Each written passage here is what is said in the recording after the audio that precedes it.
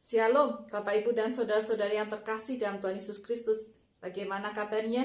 Semoga dalam keadaan baik-baik saja. Saya Pendeta Agnes GKI Kebon Jati. Tema pada hari ini adalah damai sejahteranya. Bacaan terambil dari Galatia 5 ayat 22 sampai dengan 23. Demikian. Tetapi buah roh ialah kasih, sukacita, damai sejahtera, kesabaran, kemurahan, kebaikan, kesetiaan, kelemah lembutan, penguasaan diri. Tidak ada hukum yang menentang hal-hal itu. Yohanes 14 ayat 27. Damai sejahteraku tinggalkan bagimu. Damai sejahteraku kuberikan kepadamu. Dan apa yang kuberikan tidak seperti yang diberikan oleh dunia kepadamu. Janganlah gelisah dan gentar hatimu. Matius 5 ayat 9. Ia berkata, berbahagialah orang yang membawa damai, karena mereka akan disebut anak-anak Allah. Demikianlah firman Tuhan. Kata Irene dalam bahasa Yunani maupun dalam bahasa Ibrani artinya damai sejahtera diungkapkan dengan kata shalom. Sebenarnya Irene atau shalom lebih tepatnya diterjemahkan sebagai damai sejahtera yang penuh selamat atau keselamatan yang penuh dengan damai sejahtera. Maknanya apa? Maknanya karena Allah sendiri hadir di tengah-tengah umatnya untuk membawa damai sejahtera dan keselamatan. Damai sejahtera adalah pemberian istimewa yang diberikan Tuhan Yesus kepada para pengikutnya. Damai sejahtera adalah ketenangan di dalam jiwa yang tidak dipengaruhi oleh keadaan atau tekanan lahiriah atau juga tekanan di sekitarnya. Lalu bagaimana agar kita dapat memperoleh damai sejahtera?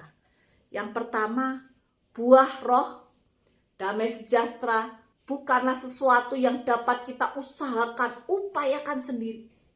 Kita tidak dapat hidup dengan damai sejahtera apabila kita tidak berdamai dengan Allah. Sebagai orang yang berdosa, kita telah diselamatkan oleh Yesus Kristus. Kita dibenarkan oleh iman. Sebab itu kita dapat hidup dalam damai sejahtera dengan Allah.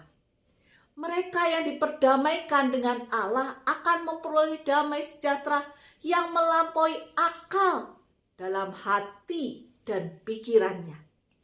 Langkah yang kedua adalah yang harus kita lakukan agar kita dapat hidup dengan damai sejahtera adalah kita harus menjalani hidup yang dipimpin oleh Roh Kudus yang menuntun kita dalam cara hidup yang benar sesuai dengan kehendak Tuhan, bukan hidup dengan dipimpin oleh keinginan diri sendiri. Contohnya suka mabuk-mabukan, dunia gemerlapan, foya-foya, hidup seks bebas, suka berbohong, mencuri, tidak peduli dengan Tuhan dan sesama dan lain sebagainya. Asal pokoknya saya happy. Tidak demikian. Sekalipun kita berkata, oh kalau keinginan saya pasti happy, saya bisa damai sejahtera. Tidak demikian. Damai sejahtera yang sesungguhnya adalah di dalam Tuhan. Dan yang ketiga adalah di dalam Roma 12 ayat 18 dikatakan, sedapat-dapatnya kalau hal itu bergantung padamu, hiduplah dalam perdamaian dengan semua orang. Banyak orang yang sengaja hidupnya dalam nuansa permusuhan atau ketidakharmonisan, sekalipun mereka tahu itu dosa. Jika kita merasa nyaman dan tidak apa-apa dengan kondisi yang demikian secara terus-menerus, maka kita perlu mewaspadai, kita perlu berhati-hati. Mungkin hati nurani kita sudah mati. Kita sering terjebak dengan kesombongan dan ego yang terlalu besar sehingga kita merasa berat untuk memberikan pengampunan, apalagi meminta maaf. Sungguh menyedihkan. Iblis justru mengambil kesempatan itu untuk menjatuhkan kita dalam dosa kesombongan, dosa keegoisan. Oleh karena itu, cepat-cepat upayakanlah penyelesaian dengan semua orang.